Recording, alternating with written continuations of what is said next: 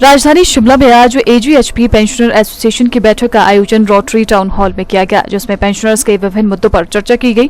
बैठक की जानकारी देते हुए जनरल सेक्रेटरी जगमोहन ठाकुर ने कहा कि भारत सरकार का रवैया पेंशन भोगी विरोधी चल रहा है।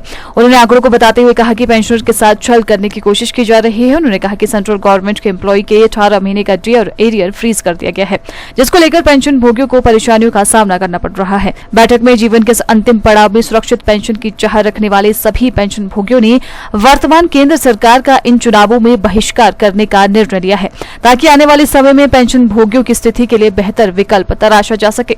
आज हमारी जो मीटिंग हो रही है, इस मीटिंग में जो प्रेजेंट सिनेरियो चल रहा है गवर्नमेंट ऑफ इंडिया का, वो टोटली एंटी पेंशनर है। आपको मैं बताना चाहता हूँ जो ज्वलंत इशू है, जो प्राइस राइज के बेस पे डीएनएस रिलीफ पेंशनर्स को मिलता है और डीए सर्विंग एम्प्लॉय को मिलता है, ये अंडर अटैक है। लिवर ब्यूरो हर महीने डाटा बताता है कि कितनी प्राइस राइज हो रहा है, उसके बेस पे 6 महीने का एवरेज निकाल के 1 जनवरी और 1 जुलाई को हमारे को डीए मिलता है। लिवर ब्यूरो की साइट में हर महीने ये डाटा अपलोड होता था। फरवरी और मार्च से ये डाटा, फरवरी 24 से ये डाटा अपलोड करना बंद कर दिया है।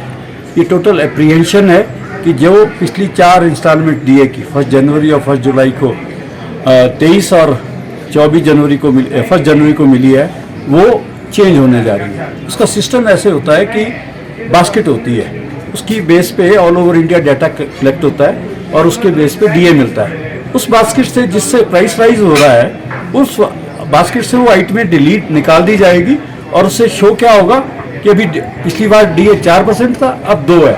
देश में महंगाई कम हो रही है। ये एक जिसे कहते हैं कि चीटिंग करने की कोशिश कर रहे हैं। दूसरा, हमारे सेंट्रल गवर्नमेंट एम्प्लॉइज 3 डीए की इंस्टॉलमेंट फ्रीज की गवर्नमेंट ने 18 महीने की। वो किस टाइम फ्रीज की? कोविड के दौरान। रीजन क्या दिया गया कि फाइनेंशियल क्राइसिस है, इस पैसे को दिया जाए। ये फ्लोर ऑफ द पार्लियामेंट ये रिप्लाई है। उस 11% डीए का 18 महीने का जो एरियर है, जो सेंट्रल गवर्नमेंट एम्प्लॉय से ही कटा है, वो 36,000 करोड़ है। और जो हमारे को कोविड के इंजेक्शन लगे, फर्स्ट, सेकंड और बूस्टर डोज, उसका कॉस्ट कितना है? 35,000 करोड़। और वो जो पैसा शो क्या हुआ कि मुफ्त में लगा है, whereas we are contributing to that. हम उन एसोसिएशन के लेवल पे उनसे बोल रहे हैं कि इसको विड्रॉ करो, इसको अब अच्छा वापस कर दो। हमारा लॉजिक क्यों है? आप बोल रहे हैं हमारी इकोनॉमी बहुत बढ़िया जा रही है। कहाँ जा रही है? Peoples, we are in crisis. This government of India is under crisis. They are not ready to pay our money which we have paid and help them in at the time of crisis. Period 15 years और उसका interest होता है 12%।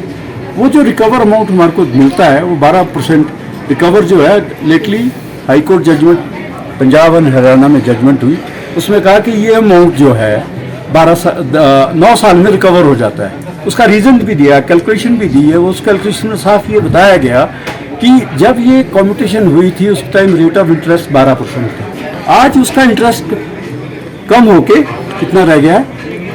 8%। जब ये down हो गया है, इसको मत रिकवर करो, उसको भी गवर्नमेंट मानने के लिए। तो ये प्रेजेंट गवर्नमेंट जो है टोटली एंटी पेंशनर है। ये हमारी मीटिंग में डिसाइड हुआ है कि एंटी पेंशनर गवर्नमेंट को वी विल नॉट सपोर्ट।